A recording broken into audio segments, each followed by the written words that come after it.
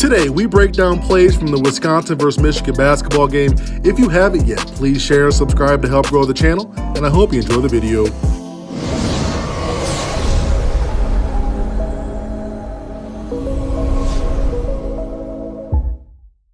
Wisconsin is a top 25 team hosting top 5 Michigan. It was a lopsided game in Ann Arbor, but Michigan is coming off of a 3-week shutdown. You have a tired Michigan team and a hungry Wisconsin team looking to revenge an ugly loss. Nobody knew what to really expect coming into this game. The first points that came for Wisconsin is a great example of how defense needs all 5 guys to work as a unit. Isaiah Livers loses his focus for about a second and allows a lean forward to hit a catch-and-shoot 3-point shot. But Isaiah gave Michigan a lot of first-half energy with how he pursued the basketball, gets a hockey assist here on effort alone, and great next pass by Eli Brooks to a guy who's shooting over 65% from 3 in conference. Michigan has to know who they're guarding. At 6'10", 6'11", Nate Reuvers is fully capable of hitting threes. Can't lose focus and allow him to spot up with 15 feet of space. One thing Livers has slowly gotten better at this year is creating his own shot. He gets a lot of space on this right-handed drive and step back. Felt this was an important sequence where Michigan could have lost the game early. Eli Brooks was great on defense all game, gets the stop here and hits Isaiah Livers in stride to tie the game at 20. Livers had another lapse here. Pretty uncharacteristic of him to lose guys like this off the ball multiple times. No misdirection really, just from cutting. Pretty weird. Michigan went into this concept a few times in the second half, and there was tremendous success with it. There's backside action for 3 and the big slow rolling, then Livers diving into an open space for as easy as 2 points all game. Davison and Reuvers pick and roll. Davison will end up getting a wide open 3 due to Mike Smith getting caught in the Reuvers roll to the hoop. Legal play, totally legal, he's not moving, but Mike has to either quickly fight under or over the screen, but he gets caught and gets rolled all the way down towards the hoop. 11-point game, Mike Smith was just elbowed in the face, and Michigan and Juwan Howard goes right back to him. Rejects the screen and drives for an and one. A pivotal part of the game because this gets the deficit down to 8 points. Eli Brooks gambles here on this slice cross screen, but it pays off, getting the deflection. On the run out, Smith hits Brooks, and then Eli hits a lean forward with a little crossover, then a wrong-legged floater to keep 6'8" forward and 6'9" Wall off balance from impacting his shot too much. Wanted to add this clip because Wagner was active all game in penetrating the lane and not settling for jump shots. Michigan getting another player to attack off the dribble just makes their offense more potent than it already is. Then a slip from Wagner on the very next play. He squares up in triple threat.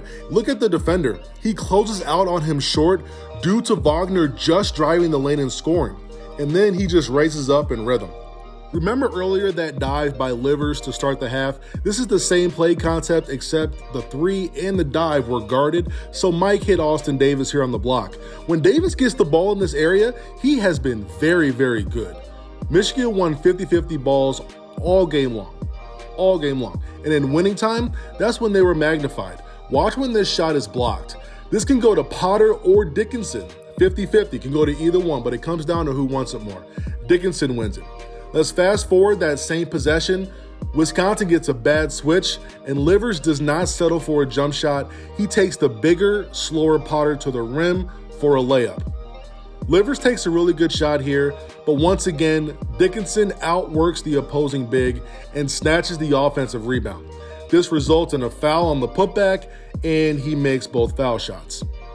Great take here by Eli Brooks, going hard downhill to his right hand, gets a bad switch on Reuvers on him, pivots, and knocks down a little 8-foot jump shot. Michigan is down 1, and they get into a late shot clock. Great defense by Wisconsin, but once again, they can't finish out the possession. Hunter Dickinson outworks the bigs down low, snatches the offensive rebound again, and hits a 45% three-point shooter on a dime for a huge 3 to go up by 2 late in the game. Great ball movement here. 3 consecutive drives result in a few mismatches, result in a bit of chaos for Wisconsin. This allows Dickinson to offensive rebound a putback without much resistance. Michigan up 2 with about 1 minute 30 seconds left. There's an emergency switch.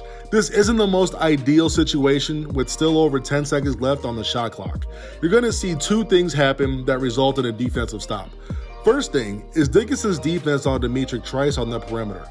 Understanding the scout by forcing him to his left and pressuring enough not to allow an easy jump shot. He does well by shuffling his feet and doesn't let Trice get a good angle on the rim or the backboard. Second thing is on the backside. Brooks and Wagner communicate to get the bigger Wagner on Reavers and Brooks to deal with the perimeter player. Good contest, and now Michigan has Wagner and Dickinson inside to rebound and finish the possession. I wanted to show the last possession where Franz traveled. Big no call, puts Michigan up 2 possessions with under a minute left. You'll see here he catches on his right, then his left, and then he goes back to his right.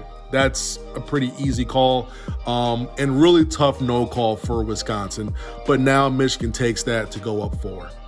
Impressive win from a team on the road against a top 25 opponent, especially coming off of 3 weeks being off. They found themselves down 14 points but clawed back with their defensive effort and ability to finish possessions, allowing only 1 Wisconsin field goal in the final 7 minutes. Out-toughed Wisconsin on both ends, winning the second half by 20 points.